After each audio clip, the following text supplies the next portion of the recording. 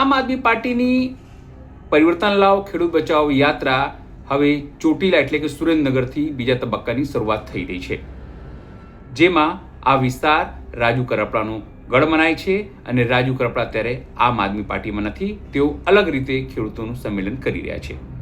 એવામાં સીધી રીતે રાજુ કરપડાએ કહ્યું છે કે આ તમામ યાત્રા નિષ્ફળ છે, ખેડૂતો નથી જોડાઈ રહ્યા।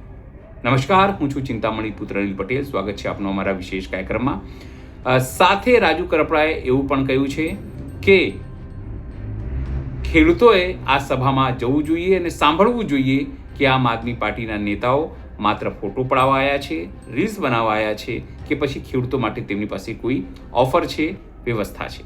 આવો સાંભળીએ રાજુ કરપડાએ શું કહ્યું। રાજુભાઈ નમસ્તે, આપ અમારી ચેનલ સાથે જોડાયા એના માટે ખૂબ ખૂબ આભાર। આજે ધૂળેટીનો દિવસ છે છતાં તમે સમય કાઢ્યો એના માટે આભાર આપનો। મારો પહેલો સવાલ એ છે કે કાલે આમ આદમી પાર્ટીની સભા સુરેન્દ્રનગર જિલ્લાના ચોટીલામાં છે, ધાંગધ્રામાં પણ છે, એટલે 2-3 કાર્યક્રમો છે એ લોકોના। શું કહેશો આપ? ખેડૂત સભા ત્યાં એ લોકો થઈ રહ્યું છે, પયુંગ્રામથી માંડીને બધા લોકો ત્યાં ભેગા થવાના છે। આમ તો આપના માધ્યમથી ધૂળેટીની સૌ ગુજરાતીઓને ખૂબ ખૂબ શુભકામનાઓ। પણ જે સોમનાથથી યાત્રાનું પ્રસ્થાન થયું, તો એવું માનું છું કે ક્યાંક ને ક્યાંક યાત્રા સફળ સુરેન્દ્રનગરમાં બને એવા પ્રયત્ન લગભગ છેલ્લા 5 દિવસથી થઈ રહ્યા છે। કારણ કે અત્યાર સુધી તો યાત્રામાં ક્યાંય ખેડૂત ન જોડાયા હોય આવું ગુજરાતની જનતાએ, ખેડૂતોએ, તમે અને મેં બધાએ જોયું કે ક્યાંક ને ક્યાંક ખેડૂતોએ ડિસ્ટન્સ બનાવ્યું છે। તો યાત્રા સફળ આજ દિવસ સુધી તો નથી થઈ, પણ સુરેન્દ્રનગરમાં એડી ચોટીનું જોર લગાવી અને સ્વાભાવિક છે કે પાર્ટી છે તો પાર્ટી પાસે પૈસા હોય, પૈસાનો પણ ક્યાંક ઉપયોગ કરવાના પ્રયત્ન છેલ્લા 4-5 દિવસથી થઈ રહ્યા છે।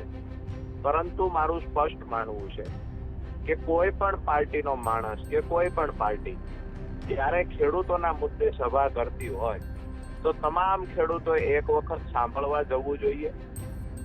આમ આદમી પાર્ટીની હોય તો ભલે, કોંગ્રેસની હોય તો પણ ભલે, ભાજપની હોય તો પણ ભલે। હું ક્યાંય કોઈ પાર્ટીની ફેવર કરતો નથી, હું તમામ પાર્ટીની સભા ખેડૂતોએ સાંભળવા જવું જોઈએ, આ મારું સ્પષ્ટ માનવું। આમ આદમી પાર્ટી ખેડૂતના મુદ્દે બોલે છે તો સાચું કેટલું છે, ખોટું કેટલું છે એનું નિરીક્ષણ કરવા માટે પણ ત્યાં જવું જોઈએ। બીજી કોઈ પાર્ટી સભા કરે છે તો એમાં પણ જાય તો ખરેખર વાસ્તવિક ચિત્ર છે એ ખેડૂતોની સામે આવે। બીજી વાત છે કે સુરેન્દ્રનગરમાં આમ આદમી પાર્ટી ખેડૂતોની સભા કરે, બહુ સારી વાત છે, પણ સુરેન્દ્રનગર જિલ્લાના પ્રશ્ન માટે આજ દિવસ સુધી આમ આદમી પાર્ટીના કોઈ નેતા જે અત્યારે બહારથી આવી રહ્યા છે તો ખેડૂતોના ફાયદા માટે એક પણ વખત ક્યાંય સિંગલ આવેદન પત્ર પણ આપ્યું છે ખરા? આ સવાલ ખેડૂતોએ પૂછવો જોઈએ। ખરેખર ખેડૂતોના મુદ્દે જયારે ચર્ચા થતી હોય તો મારું સ્પષ્ટ માનવું છે કે પહેલા તો ખેડૂતોએ હાજરી આપવી જોઈએ। એટલે હું આપના માધ્યમથી કહીશ કે ખેડૂતોએ કોઈ પણ પાર્ટીની સભામાં જવું જોઈએ। ત્યાંથી ગયા પછી ખરેખર ચિત્ર સાચું શું છે એને પારખવું જોઈએ। માત્ર રીલ્સ, ફોટો અને વિડીયો બનાવવા માટે સભા છે કે ખેડૂતોના પ્રશ્નના નિરાકરણ માટે છે? તો ક્યાંક ને ક્યાંક આ વિસ્તારના ખેડૂતો, ગુજરાતના ખેડૂતો ખૂબ હોશિયાર છે અને એટલા માટે જ આ યાત્રા અત્યાર સુધીના જેટલા દિવસો સૌરાષ્ટ્રમાંથી પસાર થઈ, મેં આમ આદમી પાર્ટી છોડી છે ને કહું છું એવું નહીં, પણ તદ્દન નિષ્ફળ ગયેલી યાત્રા છે। આ મેં બધાએ જોયું છે। તો ક્યાંક ને ક્યાંક આવડું મોટું ફાઇનાન્સ કર્યા પછી પણ સફળ નથી થતી, ખેડૂતો ડિસ્ટન્સ બનાવી રહ્યા છે, એનો મતલબ સાફ છે કે આમ આદમી પાર્ટીથી ખેડૂતોએ અંતર બનાવી લીધું। હવે ગાંધીનગરની સભા અને સુરેન્દ્રનગરની સભામાં ભીડ ભેગી કરવા માટે કેટલાક એવા પ્રયત્ન થાય, એ રાજકીય જે પ્રયત્ન થાય છે એના કરતા મને એવું લાગે કે ઓર્ગેનિક પ્રયત્ન થાય અને એમાં ખેડૂત આવે તો યાત્રાને સફળ કહી શકાય।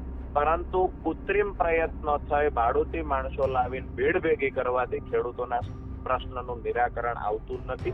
અપેક્ષા રાખીએ કે આવનાર સમયમાં ખેડૂતો સાચા લોકોને ઓળખે અને પ્રમાણિકતાથી ખેડૂતો પોતે પોતાની તાકાત બતાવે અને પોતાના પ્રશ્નનું નિરાકરણ લાવે। જી રાજુભાઈ, અત્યાર સુધી તમે હતા ત્યાં આમ આદમી પાર્ટીમાં હતા, લોકો એકઠા બી થતા હતા અને ખેડૂતોના જનનાયક તરીકે ત્યાં તમે ઉપસ્યા છો. અને અત્યારે જે રીતે તમારી સભાઓમાં ભીડ દેખાય છે એનાથી સ્પષ્ટપણે સાબિત થાય છે કે ખેડૂતોના દિલમાં તમે અત્યારે વસો છો અને જે તમે કહો છો લોકો તમારા પર વિશ્વાસ કરે છે. સવાલ અહીં એ છે કે અત્યાર સુધી તમે હતા અને હવે તમે આમ આદમી પાર્ટીમાં નથી. તમે પોતાની રીતે અલગ ક્રાંતિ સભાઓ જે છે કરી રહ્યા છો. શું લાગે છે આપને, જે તમે કીધું કે આ લોકોની યાત્રા એટલે કે આમ આદમી પાર્ટીની યાત્રા એ નિષ્ફળ છે. પ્રવીણ એક સમયે તમારા સહયોગી હતા, તમારી સાથે કામ કરતા હતા, એ પણ ખેડૂતોની વાત કરતા હતા અને એને જ ચહેરો બનાવીને આમ આદમી પાર્ટી જે છે એ સભાઓ કરી રહી છે. આપને શું લાગે છે કે પ્રવીણ રામના નામે કે જે બીજા આપના ખેડૂતોના નામે લોકો ત્યાં ભેગા થઈ શકે છે? હું એવું માનું છું કે ઠીક છે, પ્રયત્ન તમામ લોકોએ કરવા જોઈએ, પણ કોઈ ચહેરાને લઈને આ વિસ્તારમાં ખેડૂતો ભેગા થાય આવું તો બિલકુલ શક્ય નથી. ક્યાંક ને ક્યાંક મેં કીધું એવું છે, કૃત્રિમ ભીડ ભેગી કરવાના પ્રયત્ન 5 દિવસથી ચાલુ છે અને હું પોતે એવું માનું છું કે ખેડૂતોએ સભા થતી હોય જવું જોઈએ. કોઈ પાર્ટીએ કૃત્રિમ ભીડ ભેગી કરવા જે પૈસાનો વ્યય કરવો પડે છે, કમસે કમ ખેડૂત હાજર રહે તો એ પૈસાનો વ્યય ન કરવો પડે. બીજી વાત મહત્વની એ છે કે ખેડૂતો બહુ શાણા અને હોશિયાર છે. ખેડૂતોને એટલી તો ખબર પડે છે કે અમારા માટે કોણ લડ્યું છે. મને એટલું સમજાવો કે આમ આદમી પાર્ટીનું ખેડૂતો માટેનું યોગદાન શું? આ પ્રશ્ન તમારે લોકોએ આમ આદમી પાર્ટીને પૂછવો જોઈએ. તો ખરેખર જવાબ મને નથી મળ્યો, તમારા માધ્યમથી તો કમસે કમ મળે કે ખેડૂતોના લડાઈમાં યોગદાન શું, ખેડૂતોના પ્રશ્નના નિરાકરણ માટે યોગદાન શું, ખેડૂતો માટે ભૂતકાળમાં આપેલા વચનોમાંથી પૂરા કેટલા છે, આ પૂછવું જોઈએ. ખેડૂતો શા માટે ડિસ્ટન્સ બનાવી રહ્યા છે? ખેડૂતો સાફ છે આવનાર દિવસોમાં ખરેખર અમારા માટે કોણ લડે છે, કોણ સાચું છે, કોણ ખોટું છે, આ ખેડૂતો પારખતા થઈ ગયા છે. અને મને દુઃખ એ વાતનું છે કે જે ખેડૂતોએ મને આટલો પ્રેમ આપ્યો એ જ ખેડૂતોની વચ્ચે મને ખરાબ ચિતરવા માટે પણ આમ આદમી પાર્ટીમાં 5 વર્ષ યોગદાન આપ્યું હોવા છતાં આમ આદમી પાર્ટીએ જો મને બદનામ કરવામાં કાંઈ કચાશ છોડી નથી, તો હું એવું માનું છું કે આટલા સ્વાર્થી લોકો કદાચ બીજે ક્યાંય નહીં હોઈ શકે.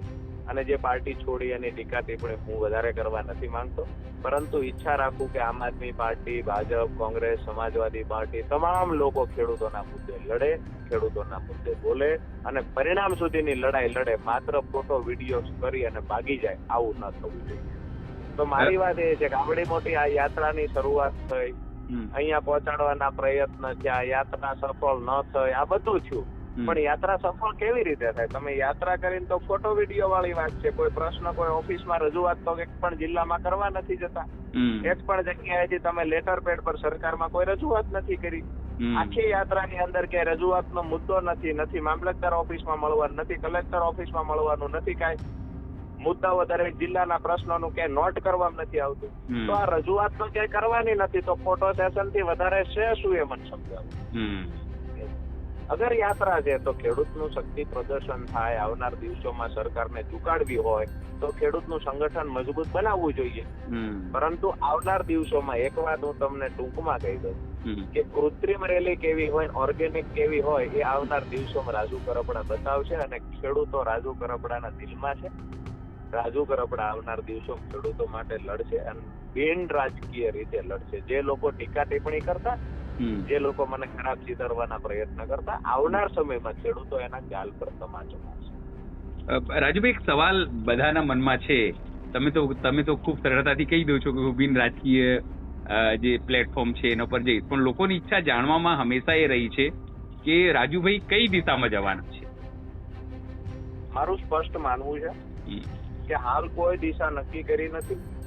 ભવિષ્યવાણી જે લોકો કરનાર હતા એ લોકો કર્યા કરે છે. મેં નક્કી કર્યું છે ખેડૂતોનું સંગઠન મજબૂત બનાવીશ. મારા પર જે દાગ લગાડવામાં આવ્યા છે એ ખેડૂતો જ સાબુ લઈને દાગને સાફ કરશે. આવનાર સમયમાં ખેડૂતો જ જવાબ આપશે કે રાજુ કરપડા અમારા દિલમાં હતો ને હજુ છે. આવનાર સમયમાં ખેડૂતો માટે મજબૂતાઈથી, આક્રમકતાથી જે લડાઈ પહેલા લડતા હતા એવી જ રીતે લડતા રહેશું. આજે હું સ્વાભાવિક છે ખેડૂતોના સહારે હું એકલો છું. મારી સાથે કોઈ પાર્ટીના સોશિયલ એક્ટિવિસ્ટો નથી કે પાર્ટીના ફંડથી આજે હું કાર્યક્રમ નથી કરી શકતો. તો ક્યાંક ને ક્યાંક એવું બને કે વ્યવસ્થાનો અભાવ રહે. પણ મને ખુશી એ વાતની છે કે જયારે રાજુ કરપડા પર આખી આમ આદમી પાર્ટી કાદવ ઉછાળી રહી હતી ત્યારે અમારા ખેડૂતો મારા ખંભે હાથ મૂકી ઉઠીને ઉભા રહ્યા છે કે તમે એકલા નથી, અમે સાથે છીએ. અને આવનાર સમયમાં હજુ મજબૂતાઈથી ખેડૂતોનું સંગઠન મજબૂત બનાવશું અને અમારા જે ખેડૂતો છે એના પ્રશ્નનું નિરાકરણ કેવી રીતે આવે એ દિશામાં આગળ વધશું. રાજુભાઈ, આભાર આજના દિવસે પણ તમે. રાજુ કરપડા અને આમ આદમી પાર્ટીની જે વિવાદ છે તેને લઈને આપ શું વિચારો છો, જરૂરથી અમારા કોમેન્ટ બોક્સમાં કોમેન્ટ કરજો. એ સિવાય અમારી યુટ્યુબ ચેનલ પર લાઈક કરો, સબસ્ક્રાઇબ કરો, બેલ આઇકન દબાવો. સાથે અમારી વેબસાઇટ છે www.gujaratplus.in, ત્યાં પણ જઈને તમે વધુ અપડેટ થઈ શકો છો. અત્યાર માટે બસ આટલું જ. નમસ્કાર.